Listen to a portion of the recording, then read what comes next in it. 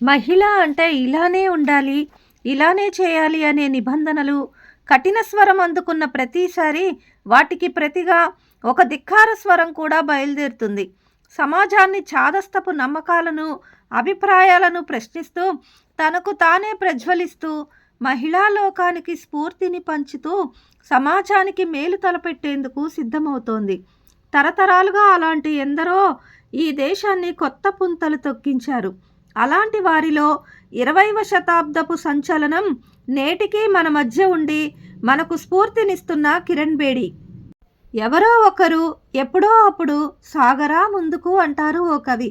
నిజమే, అలా ముందుకు సాగిన వారే నాయకులై ప్రజాదరణ పొందిన విజేతలై నిలిచిపోతారు.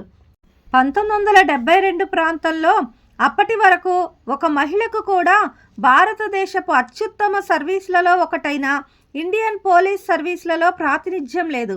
అలాంటి సమయంలో ధైర్యంగా ముందడుగు వేసింది కిరణ్ బేడి. భారతదేశపు తొలి మహిళా ఐపీఎస్ అధికారినిగా బాధ్యతలతో పాటే కీర్తిని భుజానికెత్తుకుంది. అక్కడితో ఆగిపోతే, అందరిలా సాధారణంగా ఉద్యోగం చేసుకుని వెళ్ళిపోతే ఈరోజు మనం ఆవిడ గురించి మాట్లాడుకునే వాళ్ళమే కాదు. జూన్ 9, 1949లో అమృత్సర్లో జన్మించిన కిరణ్ బేడి తొలి మహిళా ఐపీఎస్గా ఎన్నికయ్యారు. యావత్ దేశం గొప్పగా చెప్పుకున్న రోజు నుండి నేటి వరకు తన ప్రత్యేకతను చాటుకుంటూనే ఉన్నారు. తొలి రోజుల్లో టెన్నిస్ క్రీడాకారిణిగా ప్రతిభ చూపిన ఆమె సమాజ సేవకురాలిగా, కవయిత్రిగా, రాజకీయవేత్తగా, పుదుచ్చేరి లెఫ్టినెంట్ గవర్నర్గా విభిన్న బాధ్యతలు స్వీకరించారు. ఎప్పుడైనా ఎక్కడైనా ఆమె ఆలోచన ఒక్కటే, ప్రజలకు ఎలా మేలు చేయాలి, సమాజంలో ఎలా మార్పు తీసుకురావాలి అని.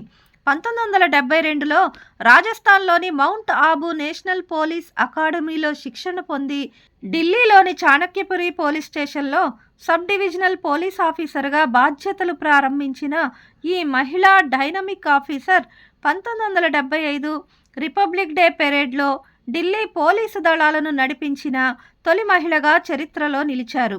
1982లో సాక్షాత్ దేశ ప్రధాని ఇందిరాగాంధీ కారును ప్రవేశం లేని చోట ఆపించిన కారణంగా క్రేన్ సహాయంతో అక్కడి నుంచి తీయించి వేశారు. ఆ సమయాన ఆమె చూపిన కర్తవ్య నిర్వహణ పట్ల ముగ్ధులైన ప్రజలు ఆమెను క్రేన్ బేడి అని పిలిచేవారు. ఇక తన సిన్సియర్ యాక్షన్స్తో ఎంతోమందిని వణికించారు. Participative policing, community policing, transparent policing మొదలైన అనేక రకాల పద్ధతులను నమ్మి పాటించారు. పోలీస్ వృత్తికే వన్నె తెచ్చారు.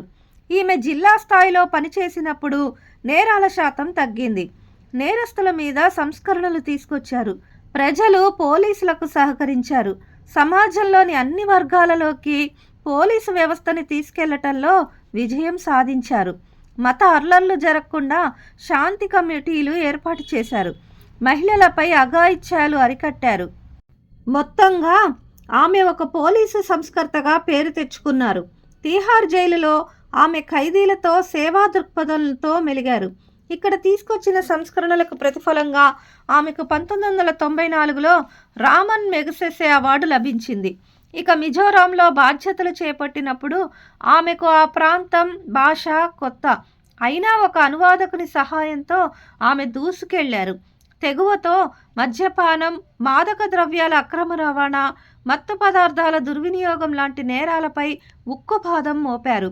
అమాయక గిరిజన ప్రజల కోసం విద్య, పునరావాసం, ఇంటర్ ఏజెన్సీ లాంటి సేవా కార్యక్రమాలు చేపట్టి మనసున్న మనిషిగా నిలిచారు.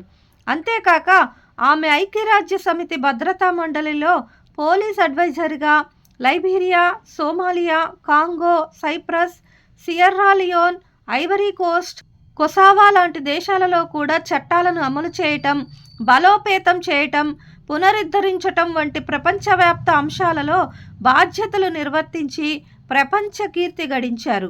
ఈ పదవి చేపట్టిన తొలి మహిళ కూడా ఆమె కావటం విశేషం. 2007లో సమాజ సేవ కోసం తన వృత్తికే రాజీనామా చేసిన ఆవిడ తదుపరి అనేక సోషల్ యాక్టివిటీస్లో పాల్గొన్నారు. 2011లో దేశాన్ని ఒక ఊపు ఊపిన అన్నా హజారే అవినీతి వ్యతిరేక ఉద్యమంలో కిరణ్ బేడి కూడా ఒక కీలక పాత్ర వహించిన నాయకురాలు. అంతేకాక 2016 నుండి 2021 వరకు పుదుచ్చేరి లెఫ్టినెంట్ గవర్నర్గా పనిచేశారు. Navjyoti India foundation, India vision ఫౌండేషన్లను ఆమె స్థాపించారు. ఒక మంచి రచయిత్రి కూడా అయిన ఆమె ఐ డేర్ అనే పేరుతో తన ఆత్మకథతో సహా అనేక పుస్తకాలను రచించారు. 1979లో రాష్ట్రపతి గ్యాలంటరీ అవార్డ్, 1980లో women of the year award, 1991లో మత్తు పదార్థాల నివారణ మరియు నిర్మూలన ఆసియా స్థాయి అవార్డ్, 1995లో మహిళా శిరోమణి అవార్డ్. ఇలా చెప్పుకుంటూ వెళితే ఆమె విజయాలు ఎన్నెన్నో. విభిన్న రంగాల్లో విజయవంతంగా దూసుకుపోతున్న కిరణ్ బేడీని నేటి తరం ప్రతి యువతి ఆదర్శంగా తీసుకోవాలి. కిరణ్ బేడీ ప్రస్తుతం అధికారిక పదవిలో లేనప్పటికీ ఆమె తన స్వచ్ఛంద సంస్థలు, పుస్తకాలు మరియు ప్రసంగాల ద్వారా సామాజిక సేవలో చురుకుగా పాల్గొంటున్నారు.